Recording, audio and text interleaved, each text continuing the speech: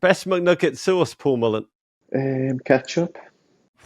Radical. Honey mustard, man. No chance. Sweet and sour, number Aren't you two. meant to be from Liverpool? Just stick to ketchup. Stop complicating it. Next you'll be telling me you have avocado for breakfast. Oh, God. My guest today is an incredible player who's lowered his shoulder, spun defenders, an all-out battle through an unbelievable two-season story arc that's still going strong. Since joining Wrexham AFC 2 years ago, he's been an essential part of the Red Dragons' climb back into the Football League for the first time since 2008, where remarkably they've been mired since before anyone had even posted on Instagram, taken an Uber, or pretended to understand crypto. Last season, he headed, thrashed, banged and occasionally shinned a colossal 46 goals in all competitions, won his second straight Wrexham Player of the Season award, picked up the Golden Ball as the FA Cup's top scorer. The only thing he missed out on is a New York Times bestseller, but with the upcoming release of his memoir, My Wrexham Story, have no doubt he's coming for you too soon, Colleen Hoover. He plays in red and white. He's effing dynamite. It's an honour to welcome the pride of Merseyside. It's Mr. Paul Mullin. Hey, Rog, you all right? Oh, mate, I'm fantastic to be with you. I've got to say, Paul, we were originally meant to do this interview over the summer when Wrexham were in the middle of that full-on coast-to-coast Welsh invasion of the United States, where honestly, this team could only have been more popular if Taylor Swift started to date it.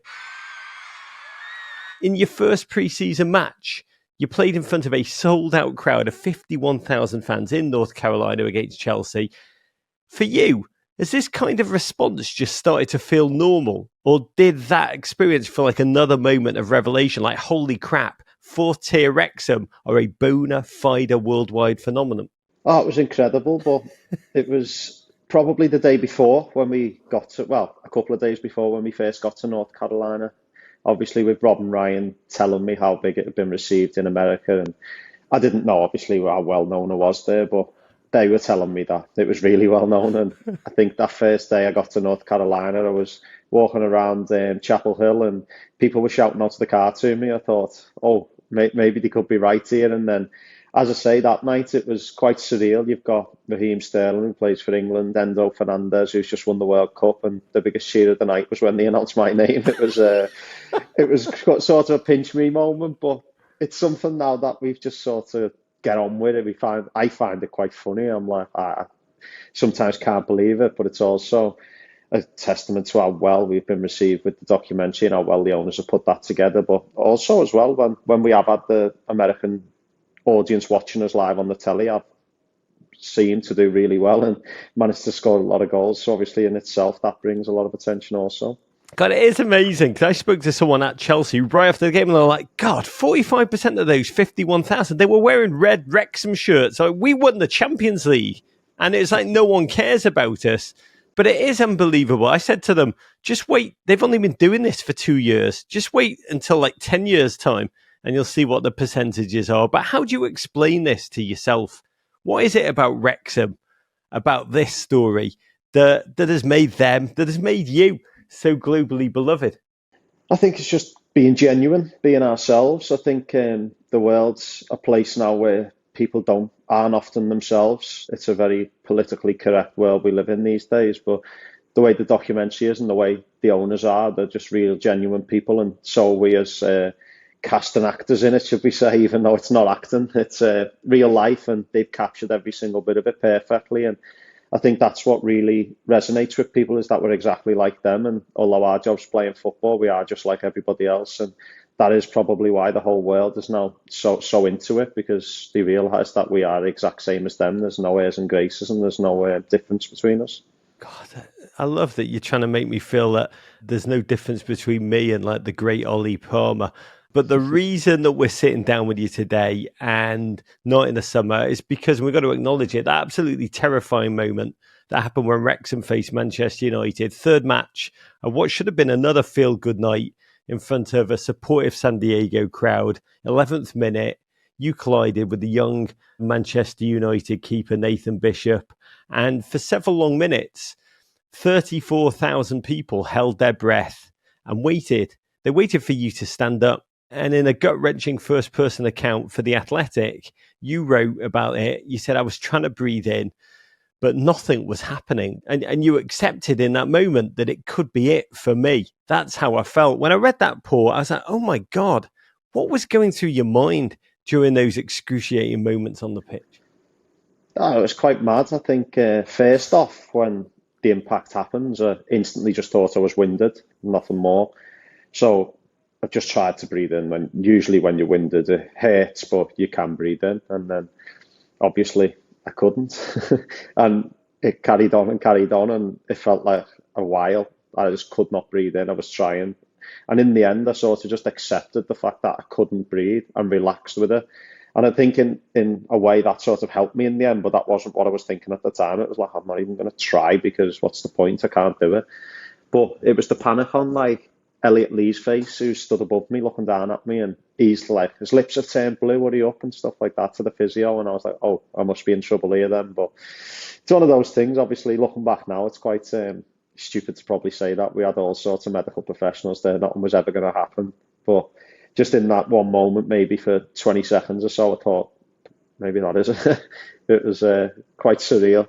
But then obviously once I had the oxygen on and things, managed to take tiny breaths and stuff, and they were obviously trying to get me on a stretcher, but I knew my family were up in the middle of the night watching back home, and I thought the last thing I'm doing is getting on that stretcher because they'll already be sobbing in front of the telly. So I just had to make sure that I stood up so they knew that I wasn't dying. Oh my God, Paul Mullin, proper. That's like the most Liverpool thing I have heard in a long time, and I love it. But none of us could have imagined that this pre-season tour of wonder could have ended up for you with a selfie from a hospital bed, beautiful thank you to a California medical team. You suffered a punctured lung and 4 fractured ribs. Actually, the first long-term injury in your decade-long plus professional career that's kept you off the field for more than a week. And while your teammates were opening the season with their first game in League Two in over 15 long years, you were recuperating in Los Angeles. How did you experience that first match? And what I imagine was a secondary pain of missing out after all you'd worked so hard to do to get to that point.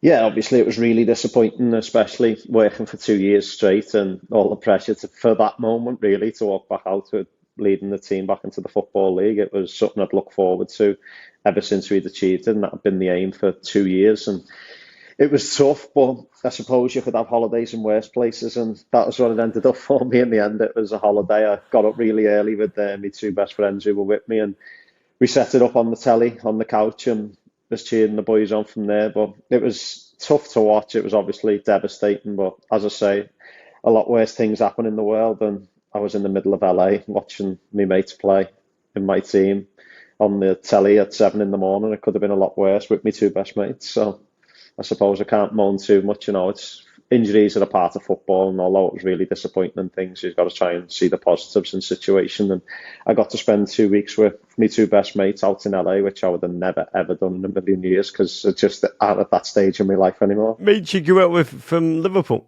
Yeah, it's from literally, well, I've known them since I was 11, been friends since we were 11, and they'd flew out to watch us on our pre-season tour in LA, and they drove up to San Diego. But then when this happened with me, they managed to turn up in the hospital bed. Well, I was in the hospital bed. They turned up in the room. I still don't fully know how they managed to walk in there because it wasn't as if anyone could just walk in. But they found a way. I think that's the Liverpool in them. Yeah. And then we managed to stay. Obviously, they had to ring up work and say they weren't coming in, and they were there for me and helped me do everything for them 2 weeks that I couldn't do. They looked after me.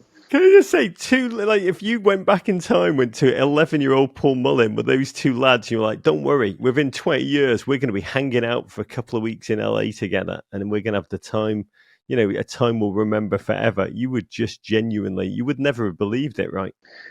I suppose from the outset, you'd probably look and think there'd be more chance of being in LA on Skid Row, but it's mad how times can change.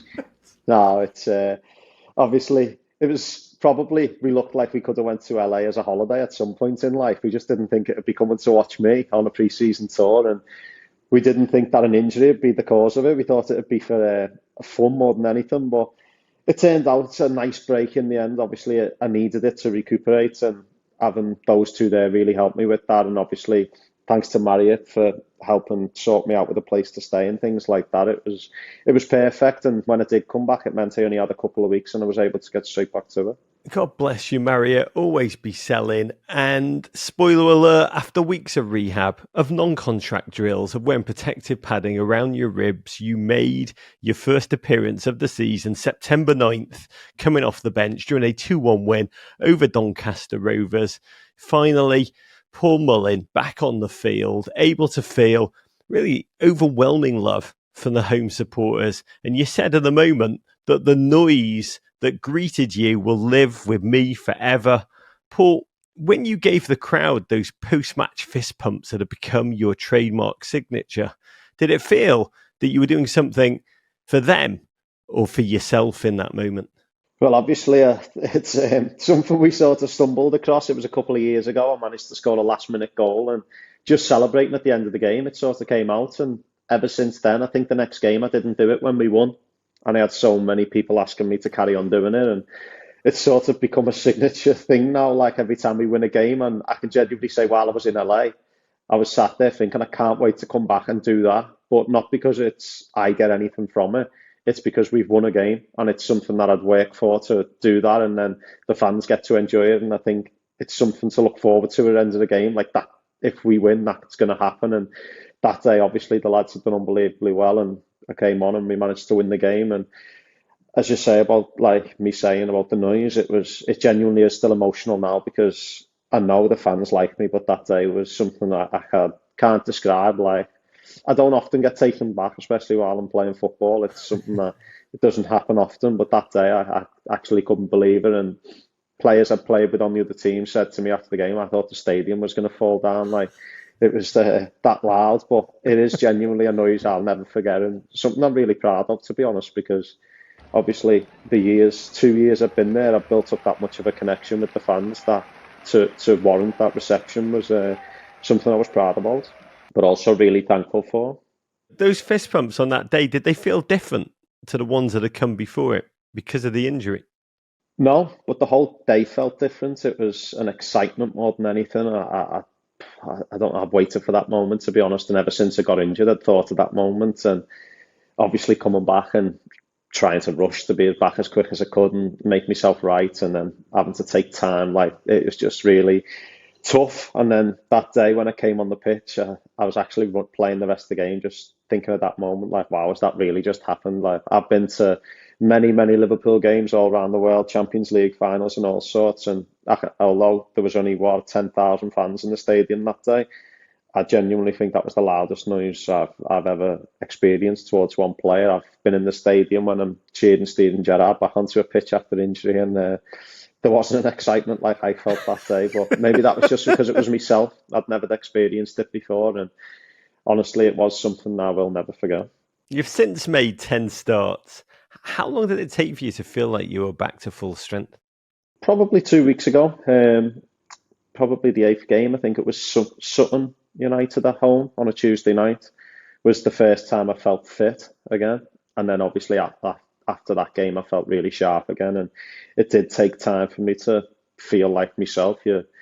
When you go back to pre-season, everyone goes back after being off for a while, so everyone's at the same stage, and you basically get fit as you go. And then the season starts, and after a game or two, you're right back into the swing of things. But for me, coming back, that was probably the most difficult thing. Was I was coming back into obviously the team who were all fully fit and flying and playing games, and I was basically starting from zero. I had to get fit as quick as I could, and then get sharp as quick as I could, all at the same time while playing games. It was something that I found tough at first. Like things were happening in training that don't usually happen. I was miscontrolling easy balls, and I was just thinking too much about what I had to do, and that's not me. I don't think too much. It usually happens naturally, and that was probably what I found difficult. But obviously, when the games kick off, you give your all and you see what happens. But I can genuinely say probably took me about 8 games to feel anywhere near where I left off last season, and now I'm starting to feel back there again, and hopefully it can get better as we go. You talk about picking up where you left off, and this season it's been more of the same, but even more so, massive crowds at the Stoke Kai RAS, global fan base following every move, unyielding affection that's turned Wayne Jones, for instance, the owner of the Turf Hotel, into essentially a human tourist attraction.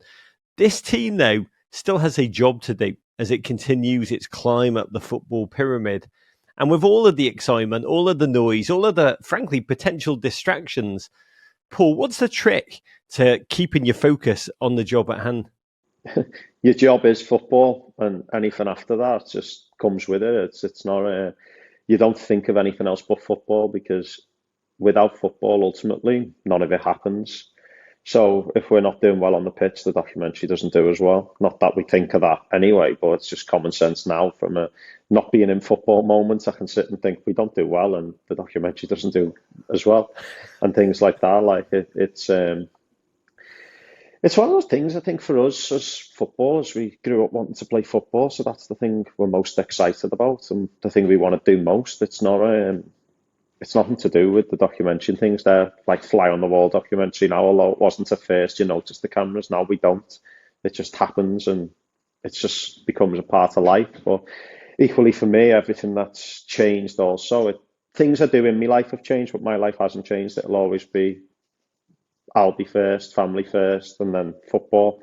And then after that, it's anything else. Like everything outside of football comes last, football comes second, and family comes first. So I just literally roll with it, and what will be, and that's my attitude to life. I can't control what's not within my control, so I just smile. Sometimes pinch myself, but also find it funny and amusing, and I think it's quite brilliant sometimes. Some of the stuff that has happened to me in the last 2 years, it's something I never thought would happen, but it's enjoyable and I like doing it. So, like when you see your face painted on the side of a pub, for instance, is that like one of those moments where you're like, pinch myself, just hilarious? yeah, it was absolutely that. A lad Liam put it up for me while I was away. I seen it when I was in LA, but that's obviously something for me that was and also a proud moment, because I go to watch Liverpool and have done for years, and they've got so many murals around the ground of Anfield of Liverpool players. So to have that in Wrexham was something that honestly that took me breath away a bit. The way he carries it out, it looks phenomenal, but it's also like a shrine. And it's I think while I was injured, I think there might have even been people putting flowers there and all sorts. But that just shows how well the Wrexham community have took to me, and that's why I give me absolute all for them, is because the amount of love they show me is it's only right that I reciprocate it, which I do. I love the place. Yeah, Mullinism is becoming almost a world religion, Paul. If only. I think Boreham Wood's manager called it they got Mullin last year. I'm not so sure about that. I think I just got lucky and scored 2 goals, but it's one of those things, isn't it? You just laugh. It's the only religion I believe in. Your incredible story, let's go back to the beginning for a minute, began some 40 miles away in Merseyside, in my hometown, Liverpool, England, where like a footballing Harvey Dent, you spent time with the academy teams at both Everton. Oh, Paul, God, we need you, and Liverpool, where I believe, is this true? You're on the same under-16 side with Raheem Sterling. Yeah, he signed under 15s. It was he signed with us, and then obviously after probably a month, he disappeared to go full time and train with the youth team lads most days, and then moved on to the first team probably about 6 months later. All he did was just get into a television documentary of Gates style quicker than you. He got into being Liverpool. You ended up being in the Wrexham one. I think you ultimately were the winner here. But can you talk about what it was like when you joined a Liverpool lad, 9 years of age, in a football mad city, playing in the academy? What did that feel like? About what was possible. Did it feel like when you got there, big time? Here we go. Not at that age, no. I just wanted to play football, and obviously Liverpool was the place to do that. I didn't at that point think I'm going to play for Liverpool. It was just something obviously you want to do. You want to play football with the best players against the best players as much as you can. It's no different now, really. And then as time goes on there, I was probably look back now and say I was probably deluded. My mum and dad used to always tell me not to think and not to get carried away. They told me I should have left when I was 15. There was other clubs wanting to offer me pro contracts and things, and me being the deluded, 14-year-old, 15-year-old was like, no, I'm going to play for Liverpool. Which, looking back, I was a centre forward and I was playing left back for Liverpool, and somehow they were playing me left back for some reason, and somehow I was still deluded enough to think that I'd make it at Liverpool, and sure enough, a year and a half later, it wasn't to be. Yeah, I mean, the odds, we got to say, in an academy are never in your favour. And after 7 years there, age 16, the club let you go. It is a cruel reality of the game, one of the cruelest. It can be such a crushing blow for many teams. Some never recover to lose your Premier League dreams like that. Can you take us to that moment and what it feels like to be that young and have, your pathway, your dream, footballing fame, to have that kneecapped? Yeah, I say it well in the book. It's like it's easier to describe when you're writing it or reading it out, but like it genuinely just feels like your world falls apart. Football was my world at that point as a young lad, and so obviously, as I say, I was probably deluded at the time to think I was going to play for Liverpool. And at that moment, you feel like everything disappears. And as you say, some people never recover from it, but luckily, I have a family and a real support network who are going to support me through it. And I think that's where my mental strength first built up. I wasn't going to be defeated by that. Some might then say that me being deluded then pays dividends because I was still thinking I was going to play football. And even when I left Liverpool, I think my mum said, probably tongue in cheek to the coach at the time, "You're going to try and sign him back one day." But I think I think she probably said that to make me keep belief more than herself. And I think that's where my mental strength really come from. And I think from there, I never once thought I wouldn't play football. I always believed it. I always stuck with it, and I knew one day the tide would change. I didn't know, but that's what my thought process was at the time, and luckily, it's all worked out well. Yeah, after being released by the academy, you joined the Liverpool FC Foundation's football college. It's now actually called the Steven Gerrard Academy, after one of Saudi Arabia League's most famous ever managers. And you resummoned almost instantly your goal scoring cutting edge. You had a false start, then championship side Huddersfield Town signed you, released you before you made a first team appearance. But when you finally made your professional debut for League Two, Morecambe, as a substitute in the League Cup, August 12th, 2014. Paul, what did it feel like to run out for the mighty Shrimps? And then, of course, just 4 days later, you scored a match-winning 84th minute header. Did you feel relief, or was it vindication? Like, yeah, this is what I'm here for.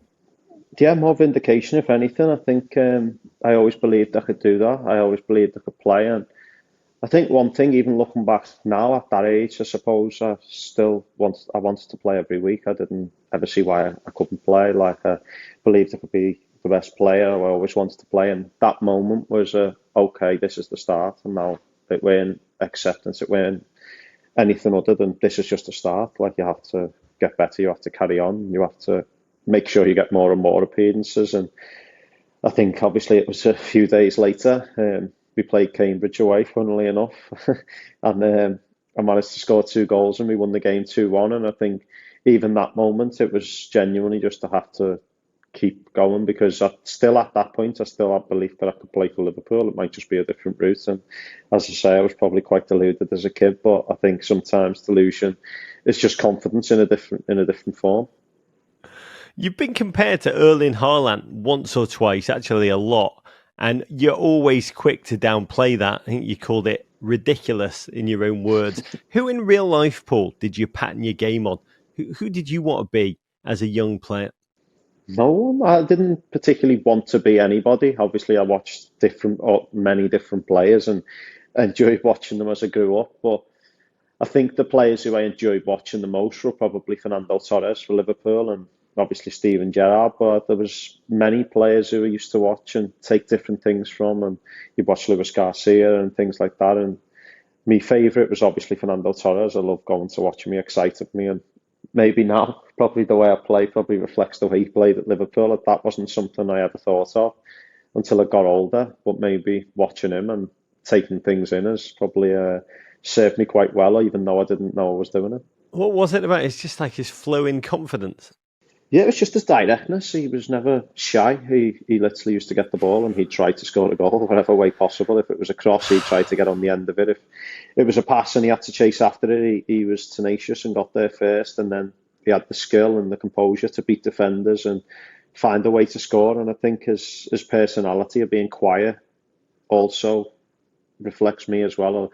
As much as there's a lot of immediate attention around me now, it's not something I really ask for. It's something I just sort of accept with the territory of what has become at Wrexham and for myself. But I think for him, he went home and he was a family man like I am. And although he was probably 25 times at least better than me at football and won 25 times more than I'll probably ever win, I think there probably is similarities between our styles. Yeah, Fernando Torres, when he lived in Liverpool, his garden backed onto my brother-in-law's. And so I met him a bunch. And as an Evertonian, I wanted to hate him. But I've got to tell you, he was a really, really lovely bloke off the field as well. And it really annoyed me. Who says you can't have it all? But after 140 games for Morecambe, you moved to Swindon Town and Tranmere Rovers. January 2020, you signed for the team you mentioned, Cambridge United, then in League Two. You racked up 34 goals. You won the Golden Boot Award, League Two's top scorer. You helped the U's achieve promotion. Paul, you just got on the bloody golden Willy Wonka ticket to the next level, League One. And then you get a call about, taking 2 steps backwards to the National League to join. We know how this ends. Wrexham. I think it was the club's advisor, Sean Harvey. He said that signing you, quote, should be unachievable for Wrexham. But you ended up agreeing to the move. What was it about the club, about their story, about this moment in your life and your career that made you want to pack up and move to Wales? It wasn't even football to begin with. It was my son. Obviously, it's well documented now that he's autistic, and I've been away in Cambridge for the majority of the season, obviously coming home only when I could. And I think I just wanted to be at home with him every night, and Wrexham was the perfect opportunity to be able to do that. And then ultimately, it was perfect for me as well in a football sense, because it was a club with real ambition, a club going somewhere, a club with aims to get out of that league, but not only that league, the one above and the one above that, and to keep progressing. It was something I wanted to be excited going into work every day, and I am. But the most important thing was spending like valuable time with my son and my family, and Wrexham was the opportunity to do that. Obviously, with only being 40, 50 minutes away from me home, it was perfect for me. I know Wrexham co-owner Rob McElhenney called you personally to talk about joining the club, which had to be, I don't know, bit of a tip-off that this wasn't going to be your typical National League situation. How much advance warning did you get to understand the notion of filming, the TV series? Did the prospect of having camera crews in the changing room or potentially putting your family in the spotlight, did it make you more eager to sign, or did it give you, pause for a moment? Now, people think that the documentary might be a selling point, but I can tell you now, I didn't know about the documentary until I was signing the contract, sat at the table, and there was cameras in the room, and I said, "Oh, who's this?" And they told me then, "Oh yeah, we're filming a documentary." It was not What's a something. Hulu? Is that what you were like? It was nothing to do with my decision whatsoever. I didn't even know it was happening, but I think I just signed the form for it. Literally, I signed the form as I was signing my contracts to give them obviously the opportunity to record me, and then I was like, all right, sweet then. I didn't know. But obviously, even at that time, you don't know how big it's going to be and things, and it's just something we've gotten used to. There's cameras everywhere now, but you don't notice them because they're so good at blending in, and also because we're used to them too. Your Wrexham story, that's actually now the name of your forthcoming memoir, which is quite brilliant. But your Wrexham story started with an away day, the rain lashing down at Solihull Moors. You had a penalty and a 2-2 draw. And in your first 10 games with the club, I think you scorched an incredible 7 goals. You had to be quietly confident that you could deliver. But was there a kind of strange new extra pressure that came from having the series cameras around you? No, not particularly. The last year, that's when more pressure comes, when obviously it got aired, and there's a lot of people wanting you to do well, but also a lot of people wanting you to do bad because they think it'll make the documentary a better watch for them and things like that. So that's where that pressure last year come from. But the first year, it was the pressure of getting out of the league. That's why I've been signed. That's why I was there, and the fans demanded it. Obviously, they've waited a long, long time to try and get out of that league, and every week we were expected to win. The pressure comes from obviously supposedly having the biggest budget and things in the league where you're meant to sign the best players, etc., etc. That's where the pressure came from the first season. But pressure is something that I enjoy and I love, because if you haven't got pressure in your job, then you're not doing something right. What's the point in going to work if you're not under pressure to deliver? Everyone knows, spoiler alert, or as everyone watching Welcome to Wrexham will eventually find out, you finally achieved that long overdue success, and nothing demonstrated this side's mentality, its tenacity, its desire More than that, absolutely bonkers. 3-2 win over your frenemies, Notts County in week 43. A match that had everything. A second half equaliser, 2 assists from you. A dramatic 2-2 comeback from Notts County. A go-ahead goal from mighty Elliot Lee in the 78th minute. And then 40-year-old Ben Bloody Foster, fresh from his first retirement, saving a 96-minute penalty, slapping Sedwin Scott's shot away like it had just been downvoted on one of his YouTube videos. Wrexham secured promotion 3 games later. And Paul, does your long journey, the cuts, the almosts, the not quite, does it make being part of this team's success, this joyful journey, feel all the more rewarding? Yeah, it does, absolutely. The moment we got promoted against Bournemouth, when that final whistle went, it was an ultimate relief. The pressure bubble around me had finally been popped, and it was mainly just to see the full happiness on the people's faces who've waited 15 long years to try and get back there for us to deliver. On that was something that we'll now be remembered for forever, and I think them fans deserved it. They spent a lot of money over years, even their own money, to keep the club going, and it was only right that we were able to give it back to them, and just to see the happiness on their face was something that, you know, it'll stick with us all forever, but it'll also stick in the history books forever that we went and achieved promotion with a record-breaking season, and that is obviously something that's never been done before with that many points, especially in that division. It might even be in any English division, so it's something that we're really proud of. Got to ask you this. Wrexham matches have become must-see events for, well, pretty well everybody. Not like bloody messy Miami games. Paul Rudd, Will Ferrell have all come down to the Stoke Kairas. I can imagine Salt Bay is probably trying to plan what will ultimately be a truly dreadful visit. Yeah. Paul Mullin blanking Salt Bay. I want to be alive to see that moment, Paul. Oh my God. God, come on, Salt Bay. Try it, mate. At this point, is there anyone who could walk into the Stoke Kairas dressing room that would leave you completely starstruck? My mum or my partner are probably the only 2 people who would be starstruck if they come into the changing room, to be honest with you.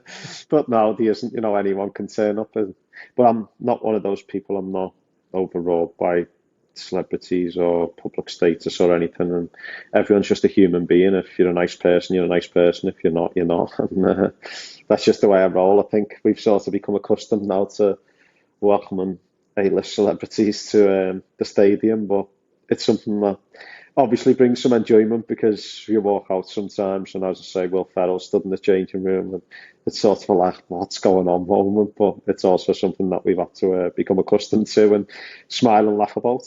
At the same time, by the way, you're talking about being true to yourself. The moment I love pretty well more than any other on the night the Wrexham secured promotion, remind us where you made a late night run to order your dinner. Oh, the McDonald's trip. Yeah, you got your McNuggies in. Yeah, I went to McDonald's, and they managed to give us them for nothing, so I was quite pleased with that as well. Even though I'm still waiting for my gold card off them anyway.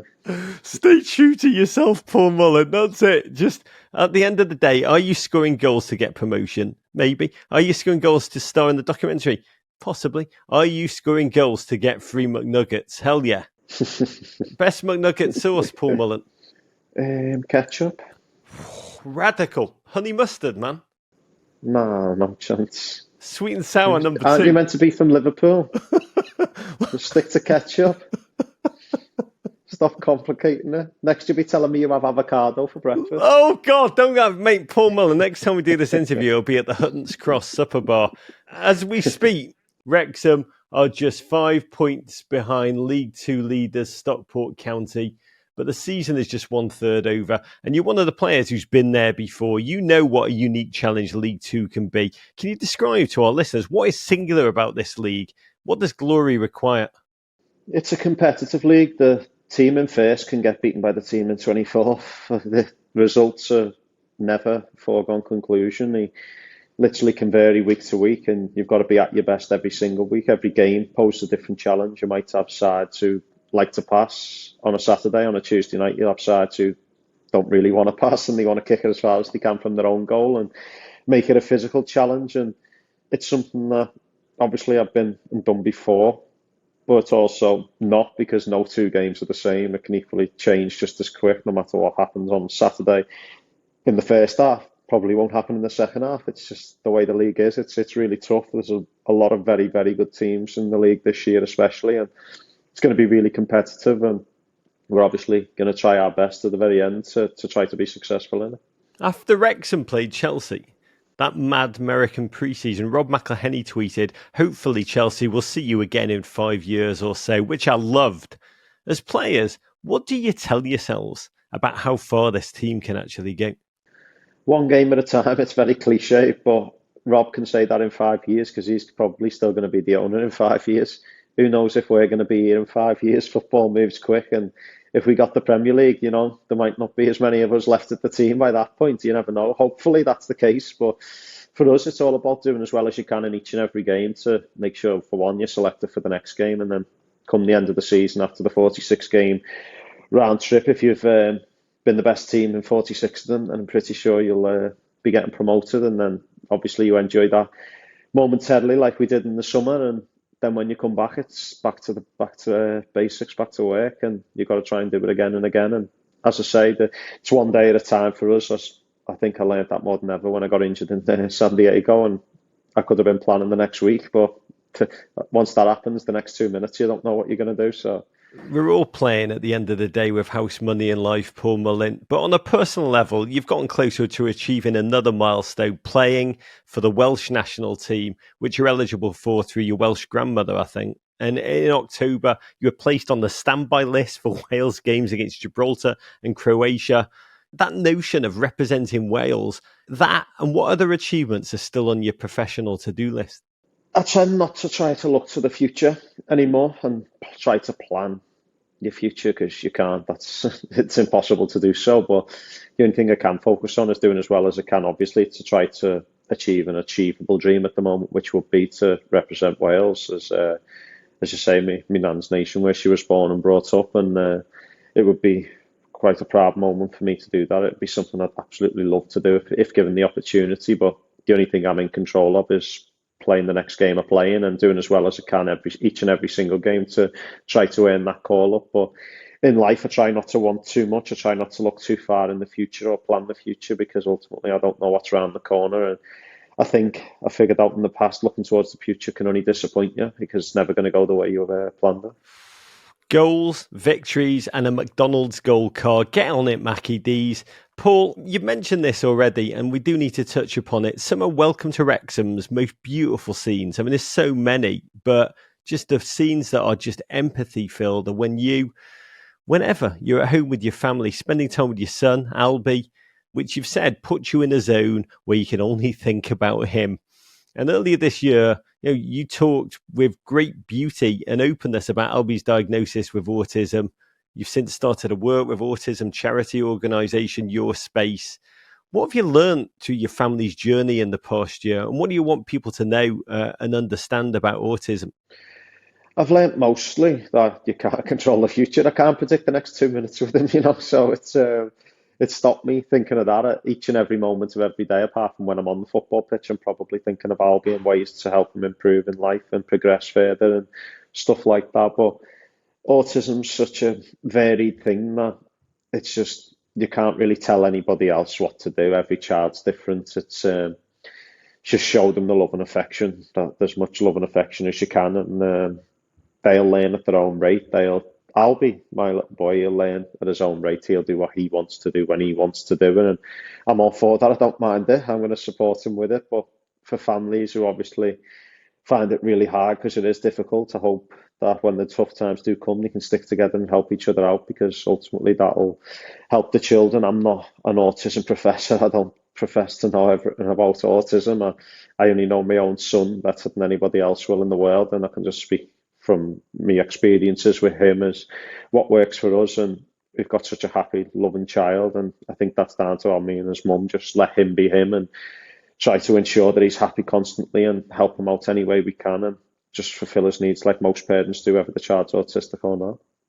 Cool. I am blown away by your journey, your approach to life, your philosophy.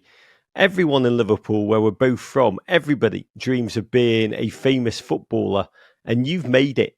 but you made it in the most singular way possible by becoming one of the most prolific and beloved non-league footballers of all time, and then dragging a team in the spotlight into League Two. And I'd imagine you could never have imagined any of this when you were a teen who'd been cut by his academy team.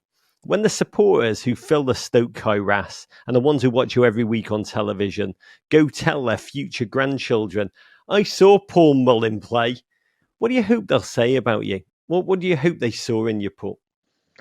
To be honest, I don't really think about what they'll say about me as a performer or as a footballer. I hope they'll say I've met Paul Mullin, he was a lovely person more than anything.